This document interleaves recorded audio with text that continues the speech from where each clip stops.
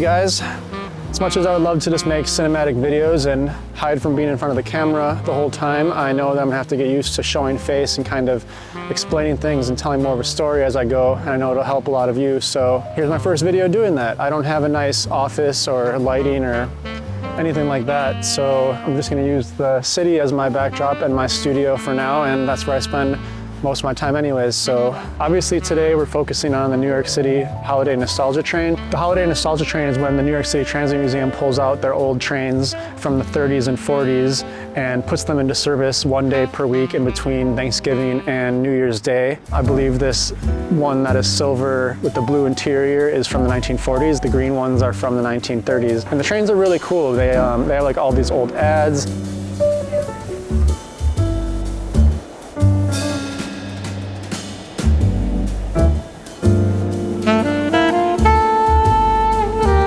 They didn't have air conditioning, so they have like these metal fans and ceiling fans. The lights flicker on and off when they lose electricity, when they switch tracks. They have these really old squeaky metal handles that are all kind of beat up and worn. So it's a really cool experience, and people come and they dress the part. They dress like it's that time period, which makes it really fun and kind of like time traveling.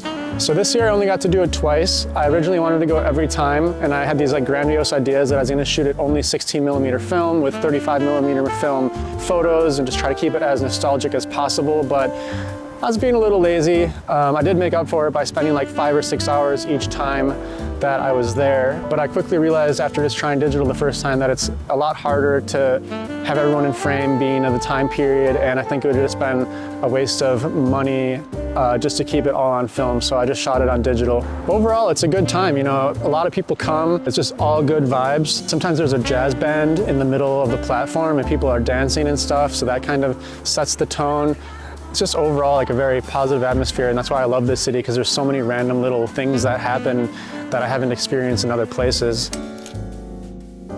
But obviously for me, what brings me there is that people dress up. Like I try to make street photos, candid street photos that capture the in-between moments of people posing or whatever. And it's also fun because everyone who's dressed up doesn't mind being photographed, which kind of takes the anxiety out of being a street photographer. No one's gonna yell at you. People are expecting to be photographed. So if you're like a shy or introverted street photographer, this event's kind of for you. It's kind of like shooting any event where you're just kind of, you're not out of place. There's 100 photographers there. You're kind of battling for the photos. Also, you know, there's something for everyone, whether you're a portrait photographer, everyone's posing for portraits, even though I'm kind of looking for the more in-between candid moments.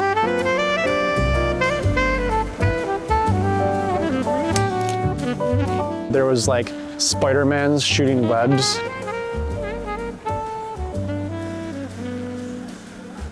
Used to be into that stuff, not so much anymore, but there's even a guy with like a full Men in Black outfit. He had a briefcase with like fake guns, and he even had that thing that, you know, erases your memory. There really is something for everyone, whether you're into street photography, portrait photography, or just trains. You know, there's a lot of people who just come for the trains themselves, and I was actually surprised. There's tons of people in New York who just know so much about the trains, and unfortunately I don't know that much, so I can't share any history or like specs about the cars or whatever. But back to what I'm shooting and back to the video, and kind of why I titled it Instagram versus Reality. It's kind of hard to keep it looking in that old time period, because for every one person or two people that are dressed up like it's the 1930s, you have like dozens of people who aren't, and like all holding their phones trying to get pictures of the same people, and like 10 photographers battling for the same photos. And it's kind of like going to one of those old Instagram meetups, like a portrait meetup where there's like one model and like 15 photographers. It's kind of that vibe, like you have like a tower of photographers like shooting over each other's shoulders.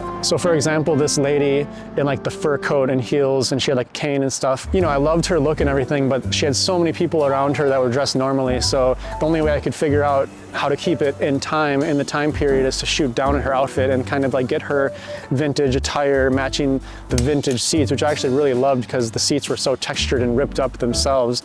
And like what you don't see, I'm pretty sure the scene looks like this.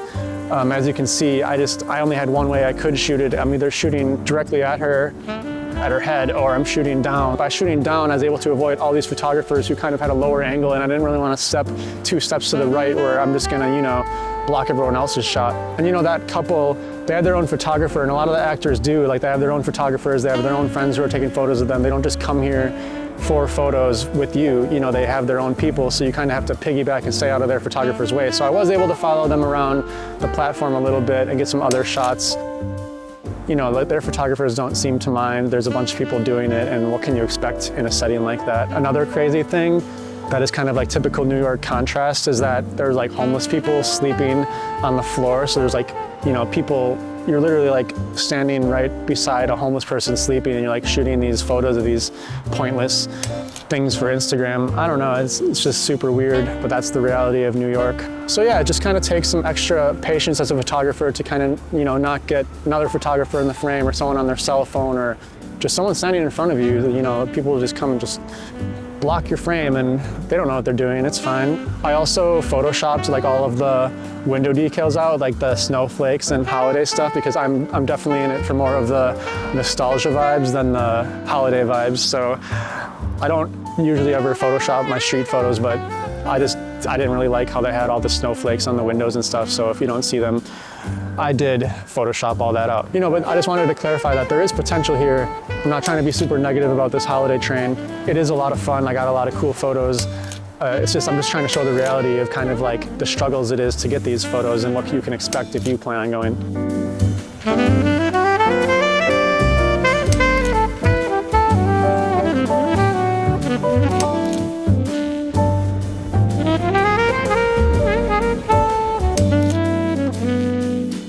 This group right here is my favorite. I actually learned that they were Broadway actors. I spotted them in front of the train doing like these really cool poses, way more than you see someone just standing for like a smile, like a portrait. So I kind of gravitated towards them. They had their own photographer who was really cool. He didn't mind us shooting as well. The doors were closing soon, like the top of the hour was coming when the train was leaving, so I decided to hop in the train with them. And there was like a few other photographers. One of my friends, Oscar, was there, and their photographer. So I was able to kind of shoot alongside him and stay out of his frame. And since they were all posing for him, I kind of was able to get more candid in between moments, or at least like not eye contact with my camera, which I didn't really want. I kind of just was on the side. Wherever he was, I would move to the other side and kind of try to get unique frames, which I think I did. It's one of my favorite photos. I really love, you know, the blue and yellow and like the blue train car compared to the dim green one. I think they match perfectly. So I don't have a lot of video from these guys because one, it's hard to juggle photo and video, and I was trying really hard to get good photos, and I was running around their photographer. And two, it was really shaky, hard to film. Three, you know, like shooting those wide angle 16:9 shots, it's kind of hard on that train to get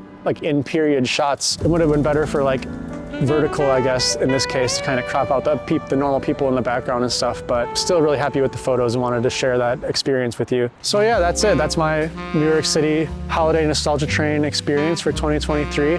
I hope you liked it. I know this was a lot different than my Japan cinematic reality episode. You know, I want to try to mix it up. I want to do videos like this. I want to do obviously more videos like that here in New York and on more of my travels. But that took a long time. I was there for 32 days. I shot every day. I shot video every day. It took a lot of time. This was just, you know, something I did a few hours, 2 times. I want to do POV videos. I want to do a lot of stuff. I want to do some interviews with friends that I shoot with. And if you have any ideas for me, please let me know in the comments. I would love to hear what you want to see from me. I don't plan on doing like a lot of gear related stuff. I will like show a video on my Bolex that I shoot 16mm, and I'll have the next video will be like some 16mm footage from Japan, I think. But I don't plan on getting too heavy into the gear specs. I don't really know enough to even talk about it, but I will share some, you know, I'll always share with you what I'm using and what I like to use. Yeah, so thanks for tuning in. Please do all that YouTube stuff, like, comment, and subscribe.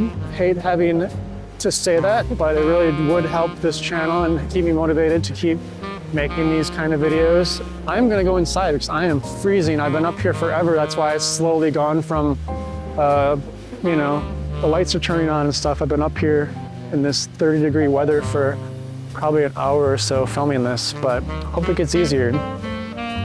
This YouTube stuff is not easy like I thought it might be, but whew, this stuff is tough.